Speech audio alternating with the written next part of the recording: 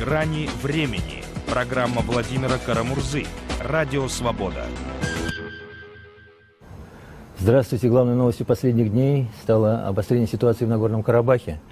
Нагорный Карабах – бои не местного значения. Так мы озаглавили нашу беседу с сегодняшними нашими гостями. Азой Бабаян, корреспондентом армянской службы «Радио Свобода». Добрый вечер, Аза. Политологом Мехманом Гафарлы и нашим коллегой, журналистом Аркадием Дубновым, также политологом, экспертом по Центральной Азии. Аркадий, как вы считаете, чем можно объяснить вот это неожиданное обострение ситуации в регионе? Ну, такой очень, наверное, конъюнктурой политической и, я бы сказал, местной, южноазиатской, южно-кавказской, когда возникла какая-то пауза или маленькая, так сказать, щель политической ситуации. Зазор, вот хорошее слово «зазор», когда можно было попробовать обострить ситуацию, доведя ее, так сказать, до состояния такой экзальтации, с тем, чтобы потом вернуться, но уже на другой уровень статус-кво. То есть, какая цель, на мой взгляд? То есть, все, что я говорю, это то, что я думаю, или как я пытаюсь анализировать. Цель всей этой, авантюры – это изменить статус-кво. Статус-кво сегодня выглядит следующим образом, если очень коротко. Значит, Армения и Карабах заинтересованы в консервации этого статус-кво, потому что, в общем, их более-менее все устраивает, хотя, конечно, военная конфронтация ничего хорошего не может привести, но, тем не менее, Карабах внутри стабилен, границы есть контролируемые, Лачинский коридор и вообще те 7 районов, оккупированные Арменией ради безопасности Карабаха и давления на Азербайджан, контролируются хорошо. Зачем Армении или армянским, так сказать, государствам, двум, одному признанному, второму нет, менять ситуацию? Значит, выясняется, отсюда простым аналитическим размышлением приходишь к выводу, что нужно менять это другой стороне, это статус-кво. Вот это мы и видим. Почему? Сегодня это могло быть достигнуто. Нет объективной информации оттуда. Наблюдатели, 6 несчастных, единственные 6 наблюдателей ОБСЕ, которые были, их пришлось оттуда по условиям безопасности эвакуировать.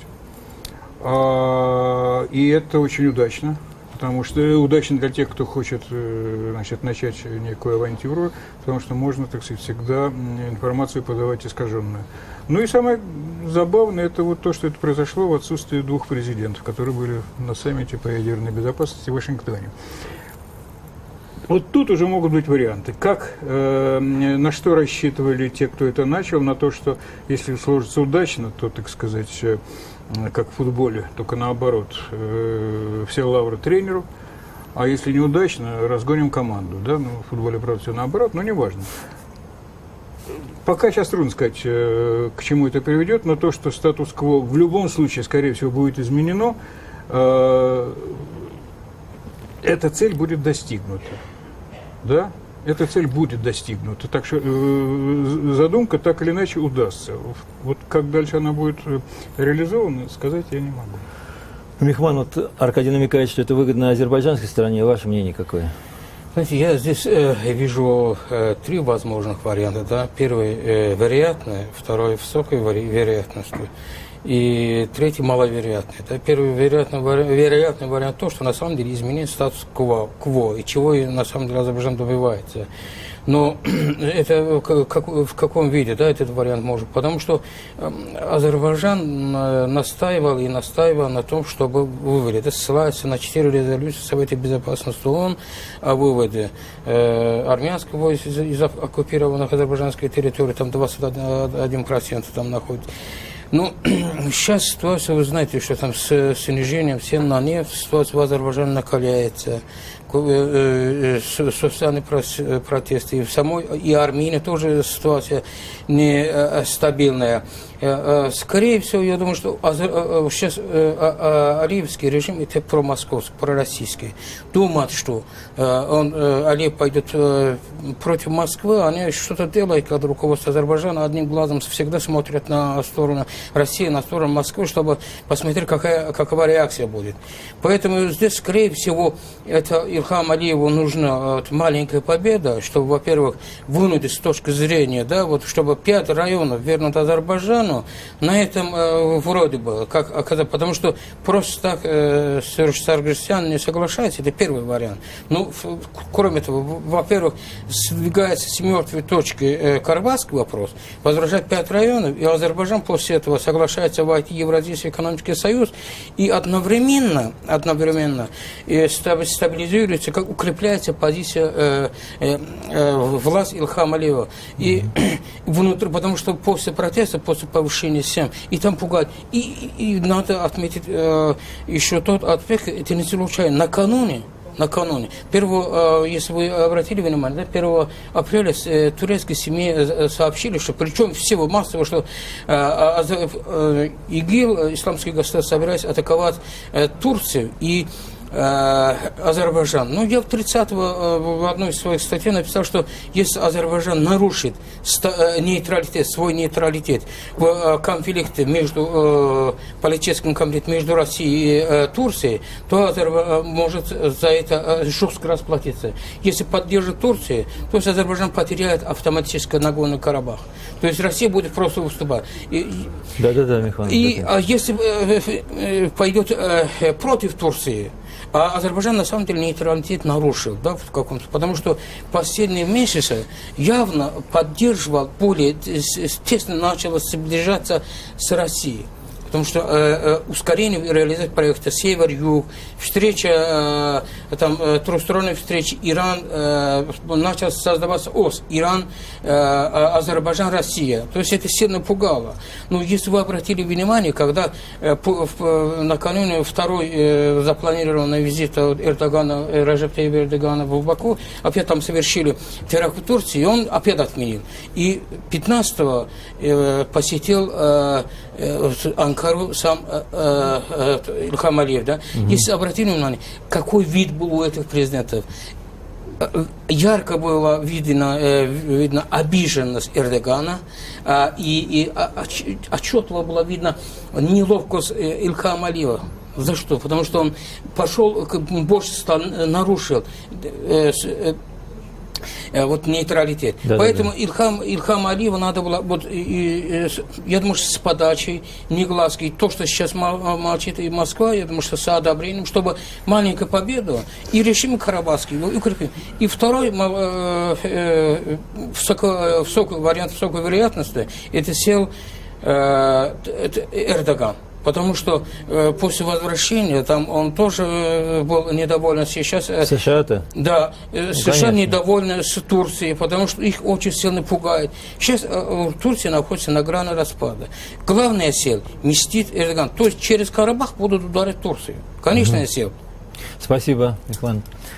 Аза, ваш взгляд на ситуацию? Ну, можно, конечно, говорить о том, что Эрдоган, если и не напрямую участвовал в решении, в принятии вот этого решения наступить на наступательных военных действиях, то он был, по крайней мере, в курсе, да, можно так сказать, но мне кажется все-таки, что это было решение принято Алиевым самостоятельно, и, как правильно сказал Аркадий, просто вот появился зазор, когда международное мнение, оно, такая небольшая пауза, да, после Сирии нужно обязательно о себе заявить о себе громко, и для политологов, для журналистов, которые наблюдали за карабахским переговорным процессом, за событиями в Карабахе, то, что там будет война, это было очевидно, вопрос был когда. И вот это вот когда, оно не было никогда связано ни с решениями Москвы, ни с решениями Турции.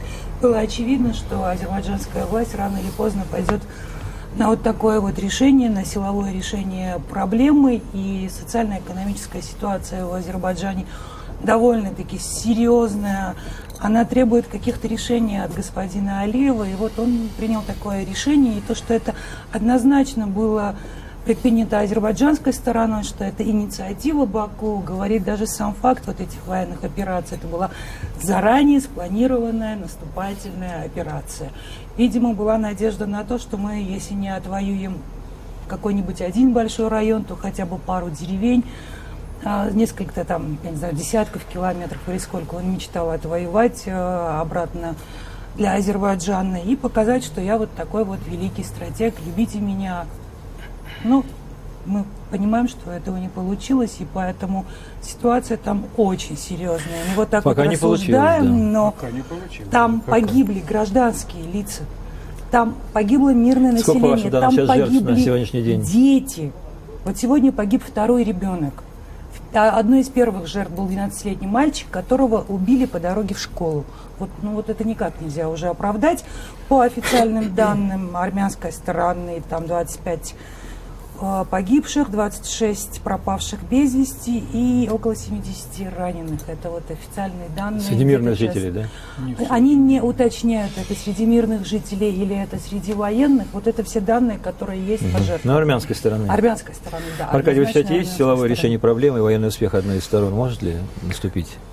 Нет, здесь две проблемы. Военный успех и решение проблемы Карабаха. Значит, военный успех может быть Временным. тактически временный, действительно за права. Конечно, Азербайджану важно было бы продемонстрировать некую, так сказать, военную победу. Армяне пока говорят, что азербайджанцы продвинулись там на 300 метров, но мы же не знаем. Мы не имеем достоверной информации. Да, но те, кому мы звонили, тоже не могли сказать, ну, те, да. кто там есть. Но что касается перспективы мирного, военного решения вообще проблемы быть не может. Ни одна из сторон не будет победительницей, так сказать, Никому не другой. выгодно, это такая большая Никто война. никому не даст победить. И это не же признает понятно. никогда. Да не дадут, просто не дадут. Вы понимаете? Карабахские это- проблемы на 90% независимы ни от Армении, ни от Азербайджана. Это внешние силы решают, на 90%. Ну, короче, в любом случае, я так все-таки понимаю, независимо от того, в какой момент будет достигнуто перемирие, признанное обеими сторонами, формат дальнейшего решения этой проблемы будет изменен. И вот здесь будет довольно важно, каким образом вклинится в это решение Турция. Я просто еще раз напоминаю, и это все, правда, наверное, знают, но напомню, что в Минскую группу Турция тоже входит. В Минскую группу ОБСЕ она не только...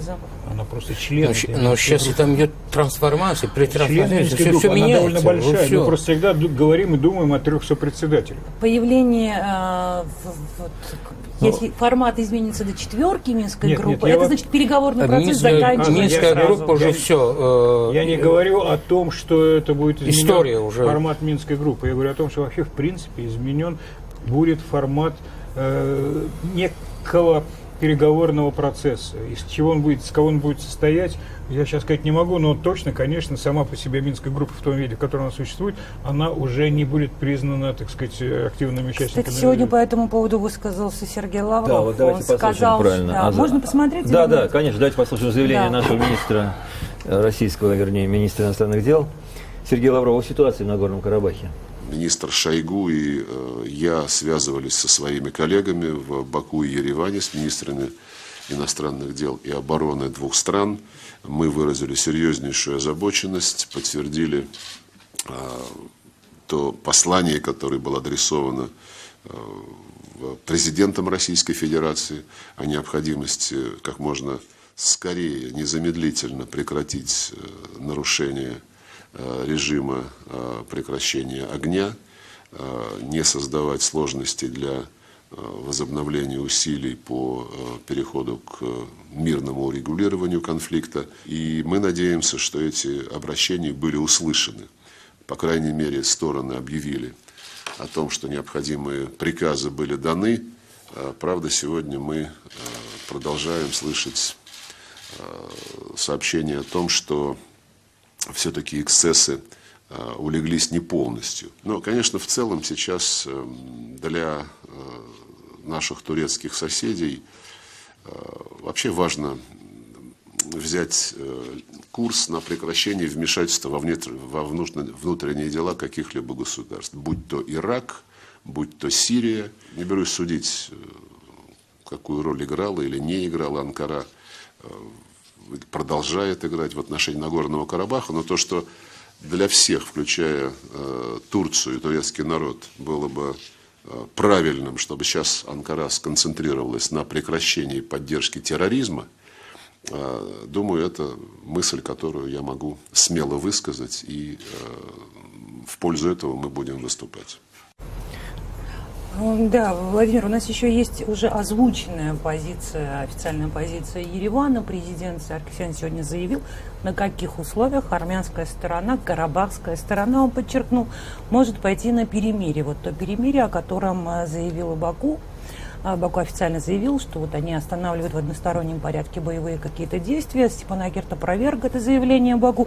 Тем не менее, сегодня президент Армении озвучил, что вот если все вернется на круги свои, то есть стороны вернутся на те позиции, на которые были. Да, нулевой вариант 1 апреля. Да, вот нулевой вариант, который был 1 апреля 2016 года. Тогда, может быть, и стоит сесть и поговорить о прекращении огня. То есть вот армянская сторона, она не отказывается, но с другой стороны мы понимаем, что Ильхам Алиев, он же не скажет, ну не получилось, и как бы не вернется, да? Не даст приказ. Я не могу за власти Азербайджана что-то говорить, потому что нет, теоретически мне было 9 лет, что я могу взять ответственность, что-то говорить за Азербайджан. Но я могу с своей точки зрения, я не имею права, но только могу тоже сказать, что азербайджанская армия уже не та, которая была, там какое-то разброшенное вооруженное формирование, показало, что может. В войне, чтобы победить, надо захватить территорию. 300 метров захватить, 500 метров захватить. Раньше азербайджанская армия и эти земли не захватывала. Если захватывает, значит, азербайджанская армия... внезапности был, то есть под утро никто не ожидал. Азербайджанская армия, они уже в Казахском районе захватила одну соту. Если в военных действиях главное стратегическое место занимать. Сейчас Азербайджан захватили Лилетепе, оттуда там есть высота. Но они говорят, что то, что они Сулан, вот простите, это цель, вот, простите, я очень прошу прощения, я вас перебью. Вы видели, что сейчас происходит в Армении? В интернете очень много видео на эту тему, статей очень много, там просто народ поднялся, Владимир. Я тоже в вашей передаче тоже полгода назад говорила, что это вот тот вопрос, который сразу объединяет всех. То есть оппозиция забывает, что она вообще... Национальное единство есть... Вот в Азербайджане вот это есть? Это есть. Мы видим другие видео, потому что видим другие картинки. Я тоже вот смотрю оппозиционные вот сайты, они население, молодежь... А население, обычное, простое население, оно как относится к этой войне? Вот. Там есть как патриотический дух. В Степанакерте, например, уже официально заявляют люди, давайте вы не будете приезжать в Карабах. В Азербайджане есть патриотический дух, подъем патриотического духа, подъем патриотизма. Они говорят, что надо до победного конца. Давайте, Аркадий, дадим слово. Как по-вашему, может ли Россия как-то вернуть свое влияние на этот процесс? Вернуть, вы имеете в виду, когда вы говорите вернуть, значит, вы исходите из того, что оно было, значит, оно утеряно, да? Конечно, было, когда, вот, еще президент Ельцин, условно, утеряно, был, если есть то, что сейчас... когда был президент Гейдар Алиев. Тогда я боюсь, что действительно Россия утеряла те возможности, которые были для умиротворения этого конфликта. Последним успехом было заключение Бишкекского протокола в 1994 году, который, собственно говоря, является точкой отсчета. Это 22 года тому назад. И это, в общем, фактически было абсолютным успехом российской дипломатии, да? Конечно. После этого были долгие годы попыток вновь созданной этой Минской группы, передали на уровень ОБСЕ, но, между прочим, вот что характерно, тогда, как выясняется теперь со слов ведущих российских дипломатов, занимавшихся этой проблемой в те годы, они утверждают, что Россия могла и дальше, так сказать, идти по пути решения конкретной уже проблемы мирной, да, но помешали американцы. Вот это довольно забавная история. Я напомню, что тогда министром был уже Евгений Максимович Примаков. Да, это было еще раньше, это еще было при Козыреве. Это было Козырев на рубеже 95-96 ушел. Ну, я помню, 6 января 96 года он пришел, да. О чем речь? О том, что когда выяснилось, что Москва может приложить усилия для умиротворения, для решения мирной проблемы, то американские послы в регионе очень настойчиво советовали и Баку, и Еревану отказаться от услуг, так сказать, Москвы, которая могла сделать это, и передать это на уровень ОБСЕ. Пусть занимается ОБСЕ, это будет более авторитетно, это будет более гарантированно, да, гарантии, так сказать, такой авторитетной организации, в состав которой входят в том числе и Соединенные Штаты. Ну, а дальше пошли интересы, которые американцы, видимо, использовали с точки зрения давления на Баку. Пошли, так сказать, интересы больших нефтяных проектов. Да, мы помним, тогда начинался Баку-Тбилиси-Джейхан проект. Да.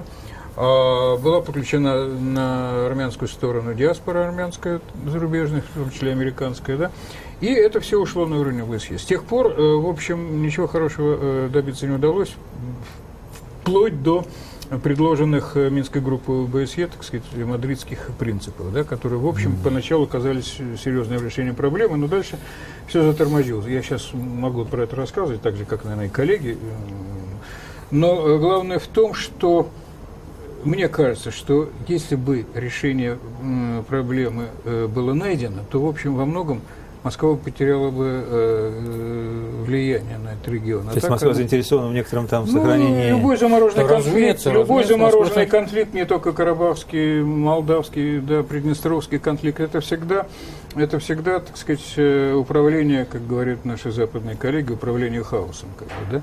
Контроль над хаосом. Самые болевые точки. Ниточка, да. за которую можно в держать. общем, никто же с этим серьезно спорить не будет, просто люди, ответственные власти, не захотят про это говорить, но ведь это так оно и есть. Давайте, кстати, о том, что у нас оттуда противоречивые сведения, послушаем и посмотрим репортаж наших коллег из агентства Рейтер о сегодняшних событиях на Горном Карабахе. На этих кадрах самые ожесточенные за последние 2 десятилетия бои в Нагорном Карабахе. Обострение конфликта достигло пика в прошедшие выходные. Столкновения начались в ночь на субботу на линии соприкосновения конфликтующих сторон. Позже они обвинили друг друга в нарушении перемирия. В ходе боев применялась тяжелая техника. По данным Управления ООН по координации гуманитарных вопросов, за прошедшие дни в Нагорном Карабахе погибли как минимум 30 военнослужащих с обеих сторон и 3 гражданских, а общее число пострадавших может достигать 200 человек. В понедельник в Баку заявили, что были убиты еще 3 азербайджанских военных. Столкновения стали менее ожесточенными, но стороны продолжают эпизодически обмениваться артиллерийскими ударами. Министерство обороны Азербайджана заявило, что приказало военным не предпринимать активных действий, но сепаратисты продолжают атаковать. Сторонники отделения непризнанной республики этнические армяне обвиняют Баку в агрессии. Ереван заявил о готовности оказать прямую военную помощь Нагорному Карабаху. Для меня, вот не понимаю, прямая помощь Армении, Нагорному Карабаху. Это как раз Армения оккупировала 21%. Это как раз Армения является другой частью войны. Это просто идиотизм, политический идиотизм. Как это можно? Там воюет Армения с Азербайджаном, поможет. Я читал это заявление. Как это? Пишите 10 таких протоколов, что будет от этого мнения? Ничего меняться не будет. Сейчас надо искать то, что не только вернуть тот статус-кво. Из прежнего статус-кво, кстати, в первую очередь невыгодно было Армении, потому что сохранение того статус-кво – это экономическое удушение Армении. Надо найти проблему, потому что если разрушительной войны не нужен и сегодня и Азербайджану. Если будет продолжительная война, это разрушение азербайджанской экономики. Большая война, она на самом деле не нужна никому. Ни Армении она не нужна, ни Азербайджану. Кто-то начал маленькую войну, она может стать большой. Может прирасться большой. Мы уже как-то логически пришли к тому, что все-таки этот кто-то это конкретная азербайджанская сторона. А что касается, вот мы говорим, армянская сторона, Армения ведь не отрицает. Официально Ереван никогда не отрицает, что они помогают, поддерживают, являются гарантами безопасности Карабаха. Там есть, Аркадий, там есть очень интересный момент. Там же живут люди. Они живут 22 года уже в состоянии невесомости, если можно так сказать. Эти люди тоже имеют право на жизнь. Это гуманитарная серьезная проблема. Они имеют право на нормальную жизнь, а там нет нормальной жизни. Почему там нету? Вы были в Карабахе? Знаете, надо, чтобы страна развивалась. Вот я помню, Армения 70-80-х годов. Это была самая одна из знаете, я вас приглашаю в Степанакерт.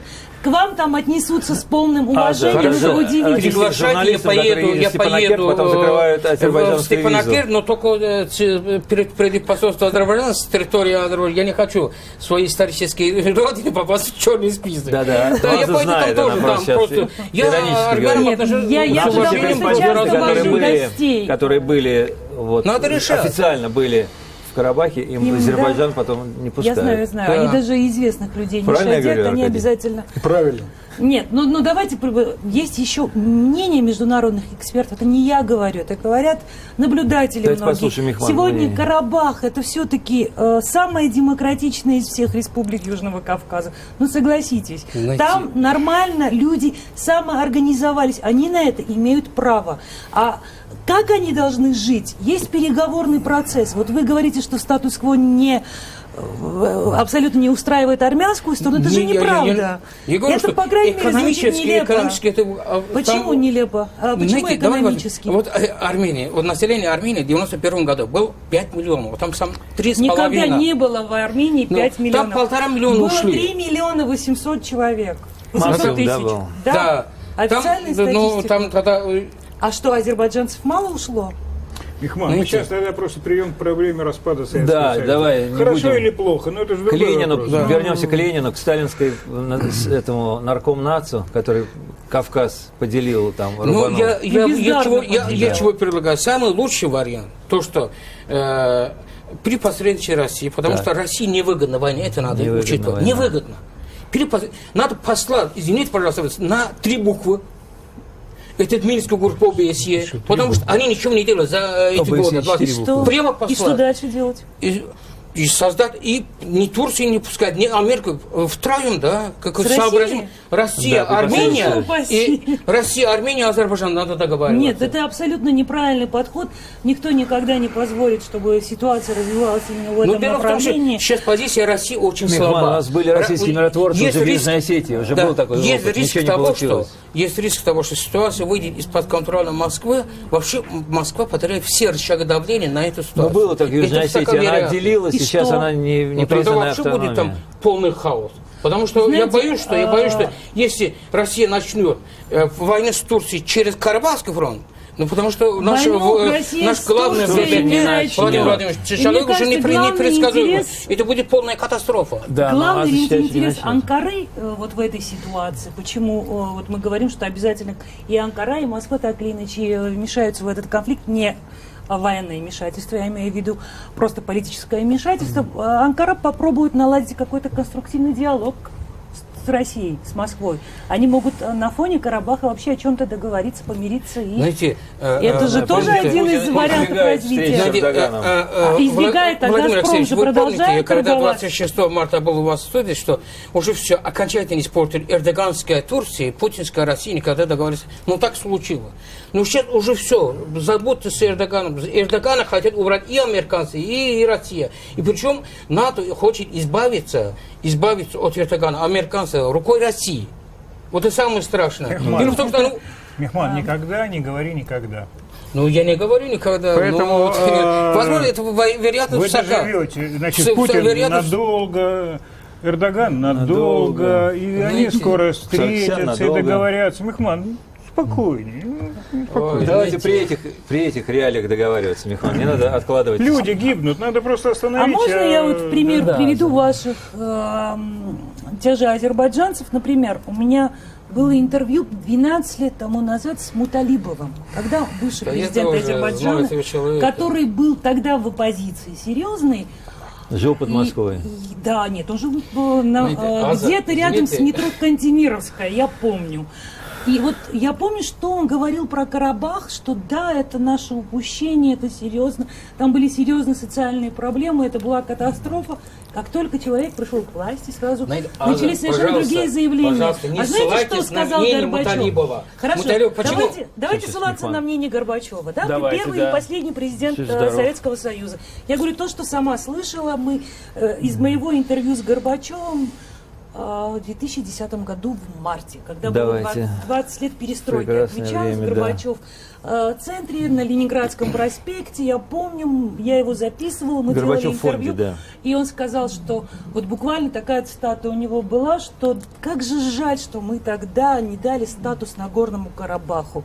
Я четко понимал, что нужно это делать, что там на самом деле была ужасная ситуация. Знаете, можно я вернусь Давайте, на Михаил. интервью вашей беседы Муталибов? Муталибов, я был, когда меня приписали в его сторонник, когда в 95 году, помню, что он хотел совершить переворот, даже меня без моего согласия чуть ли не назначили министра печати информации, вот тенового кабинета Муталибова.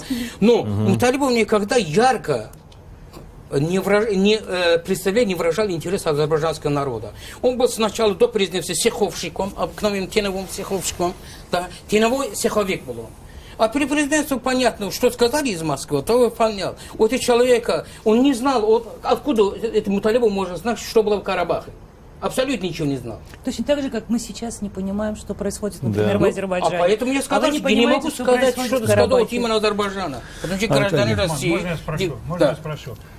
А Ильхам Алиев знает, чем дышит народ? Он вообще откуда? Из народа вышел или из семьи, или из какой-то другой, Я вам так сказать? честно скажу. Честно. Ну, Честно. Честно, да. А ему абсолютно наплевать, как живет народ. Ну, вот тогда, значит, у нас нет хороших, которые знают, как живет народ.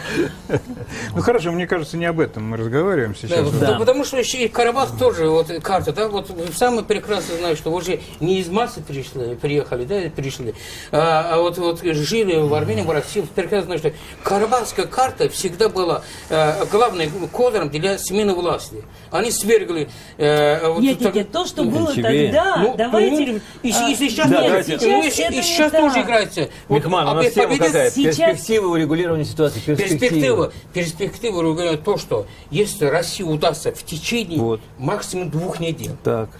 Сейчас идут разговоры, что туда поедет министр обороны России Сергей Шойгу и секретарь Николай. Это были разговоры. Почему не поехали? Потому что еще нет договоренности. Еще нет договоренности. Нету. Шойгу и Патрушев поедут туда, когда будет окончательные договоренности, чтобы они договариваются, и Путин, как главный миротворец, и под патронатом Путина подписывает, да. На следующей неделе визит Медведева в Ереван. Если в течение 2 недель этого не будет сделано, это карабахский вопрос выйдет из-под... Это вообще, потом продолжительная война, ударит по самому Азербайджану. Понятно, время будет упущено. Про перспективы, да, вот мы говорим. Да, перспективы Есть же регулирования, такая да. очень простая, как бы она лежит на поверхности. Нужно сначала решить вопрос мониторинга того, что там происходит, чтобы было хотя бы приблизительное понимание у международного Сначала надо развести воюющие сообщества, стороны, да, да, и сделать так, чтобы когда кто-то начинает стрелять, и тем более, когда стреляет танками, авиацией и так далее, было бы однозначно понятно, что вот это стреляла вот эта сторона. И вести соответствующие меры. Аза, А до сих просто пор не так могут говорить. выяснить, кто сбил этот малазийский Боинг, как говорит, чтобы тут было понятно, чья сторона стреляла. Это уже длится уже 22 года, то есть нужно это хорошие делать. намерения, это совершенно другие вещи. Это никогда хорошие намерения не реализуются. Почему не реализуются? Это редко. Это безумный мир, это редко. Но надо вот то, что обострилась ситуация в Карабахе, да, это абсолютно нельзя сказать, что это было непредсказуемо. Это абсолютно было, даже неизбежно. А почему же случайно 15-14 марта дает указание Сергею Шойгу Путин, да, чтобы вывести основные части вооруженных сил из Латаки или из Сирии, России, потому что все это идет к тому, что карабахский вопрос в будущем перейдет в российско-турецкую войну.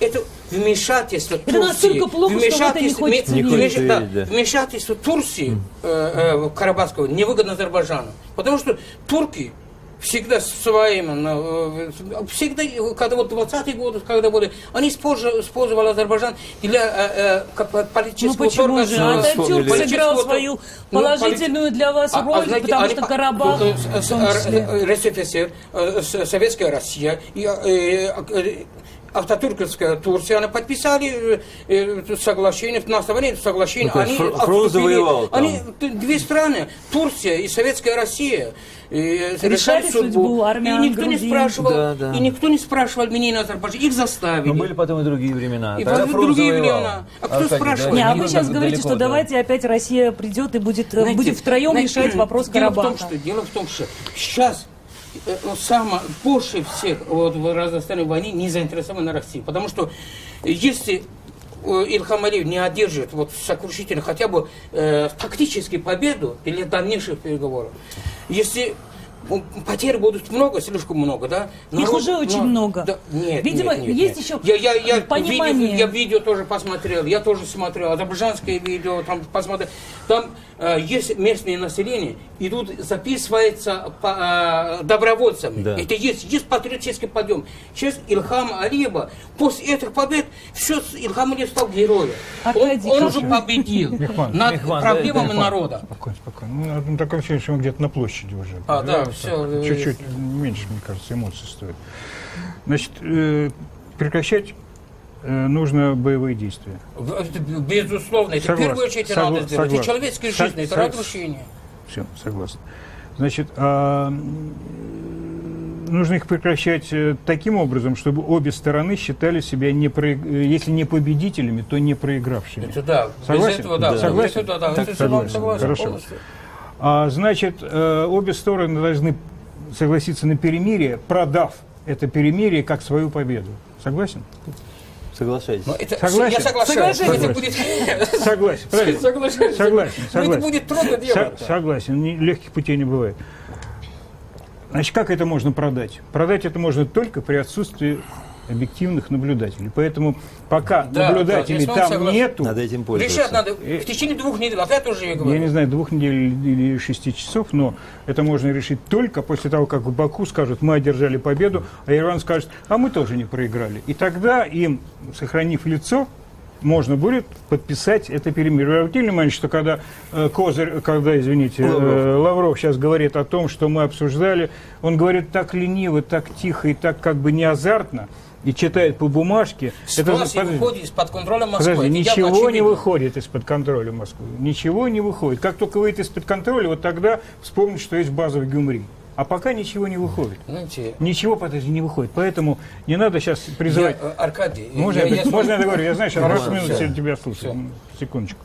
Значит, короче, в какой-то момент, который будет выгоден и Еревану, и Баку, и Степанакерту, чтобы сказать, что мы отыграли эти 300 метров, а Баку скажет, а мы эти 2 высоты оставили за собой, тогда приедет там Шойгу, приедет еще кто-то, и они подпишут бумагу. Пока вот эти призывы, это не есть перемирие. Это всё идет, к это сожалению, просто, так сказать... разрастание И что им конфликта, к помешает еще сожалению. раз эту бумагу нарушить? Нет, она будет уже... Окончательно за ними будет. стоят подписи руководителя. Пока А мы же это... Ничего. Как называлась резиденция Медведева? Майндорф? Да. Есть же Майндорфское соглашение 2008 года. Подождите, Аза, мы сейчас говорим о конкретной войне, которая сейчас идет. Перемирие вот на этих фронтах сегодняшних, Медведева уже начавшихся в забудьте. ночь на 2 апреля. Вот мы сейчас говорим Медведев об этом. даже Они- не мог Это не руководить. гарантия, что Азербайджан заново не начнет. Ну, Как гарантии не любая дать. война когда-то Если- должна закончиться если- перемирием. Перемирие сначала вот такое, как было сначала в Карлсхорсте 30 апреля, а уж потом было подписано 8 мая заключение о капитуляции. Безоговорочно. Аза, есть некая логистика окончания Аркадий, военных когда действий. речь идет об армянах, каждый раз вот эта логика ломается. Если бы в свое время бы международное сообщество заставило бы Аза, Турцию тогда- признать факт Аза, геноцида. тогда у вас должен быть какой-то другой то же вариант самое решения. сейчас. То же самое сейчас происходит. Ну, подпишут они Ну, не перемирие. надо сравнивать И с через... геноцидом. Владимир, нет, подождите. Вот Там была Анкара, принципиально. Москва та же самая, европейские столицы, Ну, что Париж, взяли Анкару? Анкара, Вашингтон. Москва Они договариваться сидят не будет. уже Ну, всё. 20 лет, слушают одно и то же, как сначала Алиев старший, тот меньше. Аза, вы Потом хотите, чтобы Алиев младший говорит, Вы хотите, чтобы с завтрашнего дня не гибли дети? Конечно. Значит, нужно сделать все, чтобы подписано было это перемирие. А дальше вы будете говорить о исторических... Заставить их следовать этому перемирию. Не стрелять больше. Заставить это что? Это интернировать Алиева и Сарксяна, что ли? Ну что значит заставить? Никакую ссылку на историю. Это вы что говорите? Издеваетесь? Слушайте, ну будьте каким-то реалистом. Ну нельзя же все время, так сказать...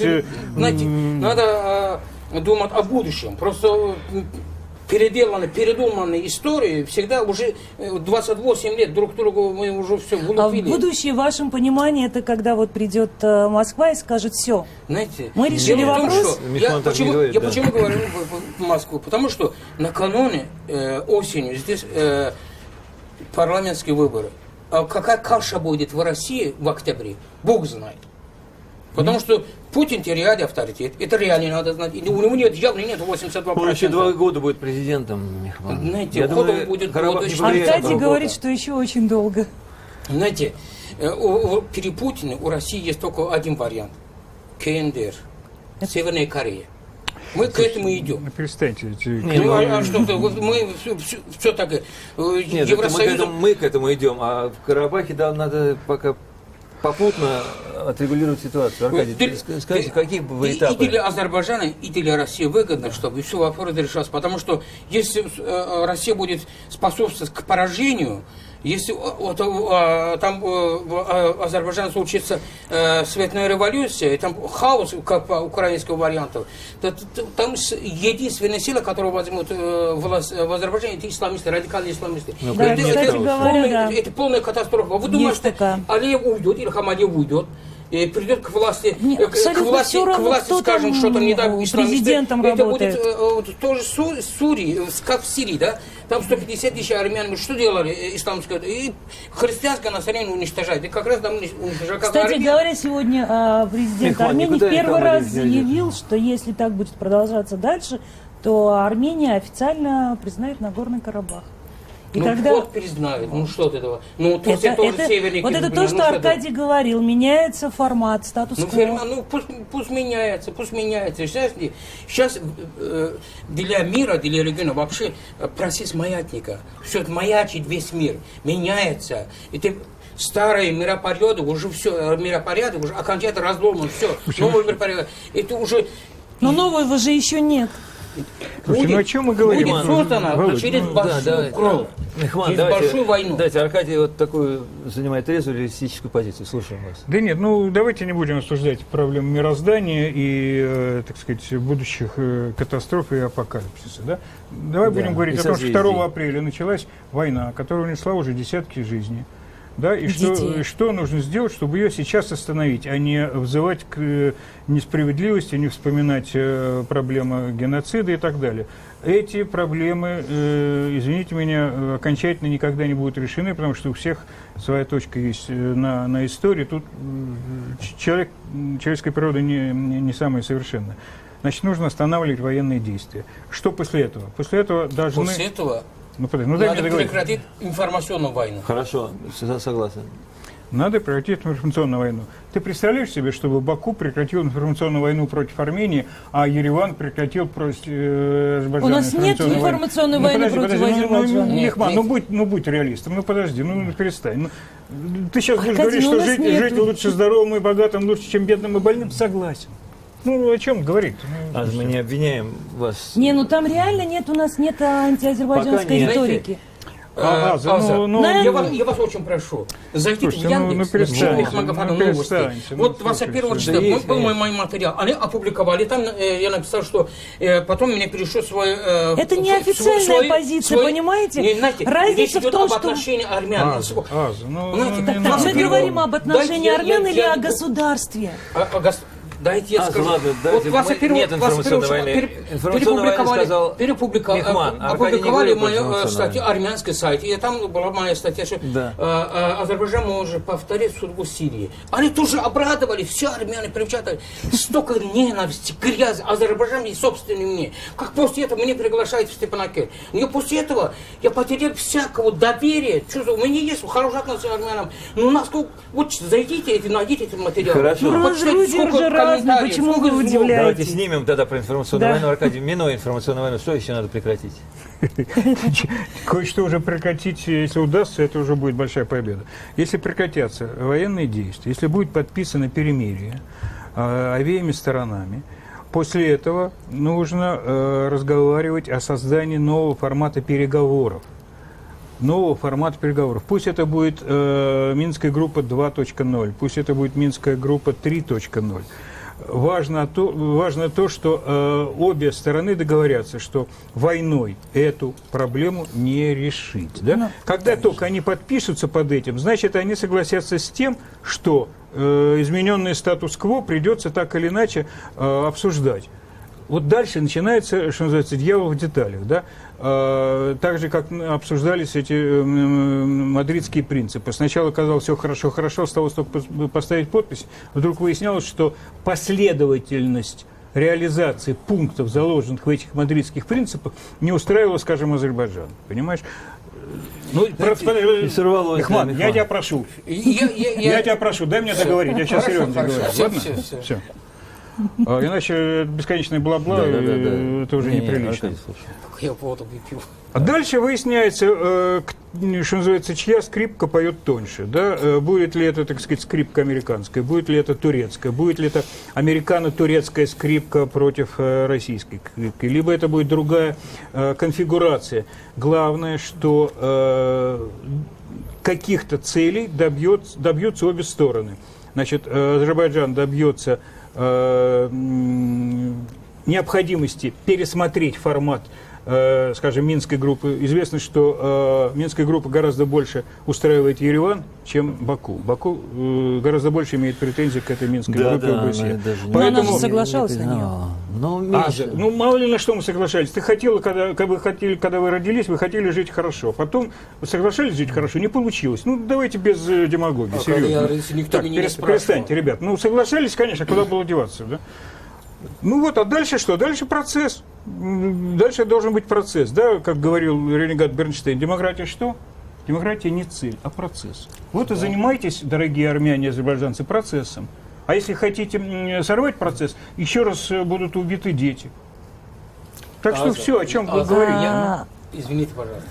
Если вы хотите решения армянско-азербайджанского конфликта, вот надо вот на человеческом уровне. Как-то хотя бы 3 человека, 4 человека объединиться здесь, потому что мы только каким-то образом, через, может, народную дипломатию, каким-то образом... После войны, после такого обмена ударами не будет народной дипломатии. Можно я отвечу мужчинам? Да? Вот давайте мы просто абстрагируемся от конкретной карабахской проблемы просто в 2 словах. Значит, 2 каких-то лагеря живут себе, не в ссоре серьезной, существует, и вдруг один такой агрессивный лагерь говорит: я приду и убью тебя, встает, приходит, убивает, а потом весь мир говорит: ну вы хотите помириться? Давайте миритесь. А что делать? Это несерьезно. Не, ну почему? Да, Ясир Арафат дали Нобелевскую премию мира, он тоже был террористом. Слушайте, должна же быть какая-то ответственность в 21 веке. Когда глава государства заявляет, что я приду, уничтожу вас, министр обороны Азербайджана что сказал? Что он там будет использовать чуть ли не ядерное оружие. Ну как так? Откуда ядерное оружие? Я, к слову говоря, я не очень разбираюсь в вооружениях, но всегда это он сегодня заявил, а вы говорите: нет, ну давайте миритесь. Ну что поделать? Ну так не получится. Если есть заявление для внутренней публики, так не получится. Для внешней, знаете. Если вы будете все время об этом помнить, тогда не получится. Нет, дело плохо, что сейчас вопрос интернет, не в том, что помнить, должны быть какие-то механизмы. Говорят, для есть своего народа, международное право, Аркадий. Вот есть сегодня международное право. Есть какие-то международные принципы. К сожалению, международное право не на стороне. Почему оно не на стороне? Потому что не принята территория. Вот есть 4 резолюции Совета Безопасности в 1993 году приняты эти резолюции, когда не было перемирия. 22 года прошло. Вы в Минский формат меняете, а сейчас 93-й год вспоминаете. Ну перестаньте. Ну, давайте не уповайте на международное право. И, мы живем во времена постукраинской, посткрымской. Какое тут международное право, которое все должны... Почему, когда мы ругаем Россию, мы должны говорить про международное право, а в данном случае зачем говорить о международном праве? Да мы говорим, слушайте, мы же говорим о реальных вещах. Мы говорим о том, что в этом конкретном конфликте нужно делать то-то, то-то и то-то, а не взывать к резолюциям Совета Безопасности ООН, которые невыполнимы в данной ситуации. Но невыполнимы, понятно, да? надо же исходить из какой-то простой как бы человеческой реальности. Есть реальность, состоит в этом конфликте следующая. Последняя война карабахская привела к тому, что победителем стала Армения, проигравшим стал Азербайджан. Поэтому риторика азербайджанских официальных лиц, общественная риторика, кого угодно, это риторика проигравшей, униженной, униженной стороны. Подожди. Ну подожди. Отсюда риторика вот такая: мы им отомстим, мы их накажем, мы себе вернем. Армяне ведут себя гораздо более уверенно и сдержанно. И в этом смысле информационная, так сказать, атмосфера в Армении гораздо, ну не гораздо, но на самом деле более сдержанная, чем... Информационно со стороны Армении, я же говорю, я читал то, что пишут армяне про мои статьи, после этого я был удивлен. Что о чем говорите? Ненависть у армян к Азербайджану гораздо сильнее, чем у азербайджанцев к Армении. В Баку живут 30 тысяч армян. А сколько человек живет азербайджанцев в Ереване? 0. А в Баку живут 30 тысяч азербайджанцев. Ну вы же говорите, что даже Армении в Армении не живут. Вот в конце января, это всего 2 месяца надо, 2,5 месяца надо. То, что писали армяне, оскорбительные, ненависть, это же армяне, не один человек. Около 5-6 тысяч комментариев. И что, теперь воевать надо? Ну пусть они там конечно, обижаются. не нужно воевать, Владимир. Ну почему же говорю, после этого в первую очередь надо... Что-то в интернете написал, войну теперь вести.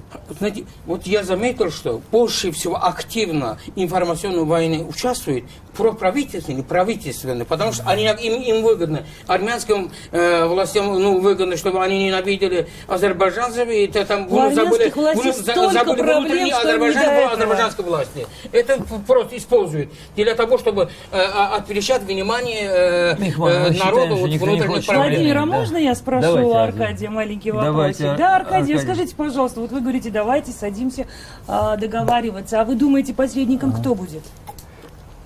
Я готов стать посредником. Кто будет посредником? Посредником? Да, вот это вот до посредником конкретного будет перемирия. тот, на кого согласится в Баку и Ереване. Вот если они согласятся, это может быть посредником, ну, например, хозяин соседнего магазина. Если готов будет согласиться и Баку, и Ереван, неважно, кто будет посредником. Посредником будет то, у кого сзади будет большая дубина, и будет он говорить тихо, как говорил в свое время Черчилль. Да, потому что от него будет зависеть будущее и Азербайджана, и Армении. Вот и все. Никаких проблем. И вы проблем. считаете, вот этот сценарий вполне возможно сейчас? Только Россия. Почему только Россия? Ну, почему только Россия? Кстати говоря, в переговорном процессе же американцы вдруг председатель Евросоюза Жан-Клод Юнкер захочет быть таким человеком? Ну, не в этом же дело, кто будет. Лидер Китая. Слушайте, перестаньте. Как формисты, они влезать не будут в это. Они что... А мне кажется, что мы имеем дело с конкретной тупиковой ситуацией, Владимир. Нет, я не думаю, что тупиковая. Мне кажется, что, по крайней мере... Тупиковая ситуация – это тогда, когда нужно закрывать тему, так сказать, как в Северной Корее, да? Изолировать этот участок земли, огородиться от него, да? А при случае... не спасает же. Все равно. Почему не спасает? Ну, вам же на самом деле все равно, что происходит в Северной Корее. Абсолютно не все равно. Как это абсолютно не все равно? Потому что если он ненормально, неадекватно использует атомную... Вы же сами, помнится, мне говорили, что там 1% вероятности... Хорошо, я говорю о том, что если вам не все равно, значит, вы должны каким-то образом находить выход даже из безвыходной ситуации. А вы говорите тупик. Ну что, мы будем говорить все время тупик, тупик, тупик. И что дальше? Опять будут гибнуть люди? Нет, я в общем, ребят, это не конструктивный разговор. Надо из этой ситуации выйти таким образом, что опять не попасть в тупик. Хорошо. А то иначе там еще 20-22 года там тихая война. Конкретно. Конкретно то, что. Завтра, я думаю, будут сделаны первые шаги, да, потому что поручено Министерству иностранных дел вмешаться в ситуацию. Министерство иностранных дел ничего не решает. Ни одно Министерство иностранных дел ничего не решает, пока не будет дана отмашка от политического руководителя. Да? Не, президент Армении четко озвучил свою позицию, что да, армянская сторона согласна снова прекратить вот эти все военные действия, если все возвращаются на свои позиции. Это не вариант. То есть, если вы один день повоевали, значит, не вариант вернуться обратно? Знаете, дело в том, что... Михман, давайте мы эту тему продолжим, да, потому что сегодня мы как-то ее, так сказать, наметили. Давно не было у вас военных действий, поэтому давайте мы ее будем продолжать. Напомню, что на волнах Радио Свобода звучала программа «Грани времени». У микрофона работал Владимир Карамурза-старший. Редактор программы Андрей Трухан, продюсеры Марк Штильман и Олег Львов.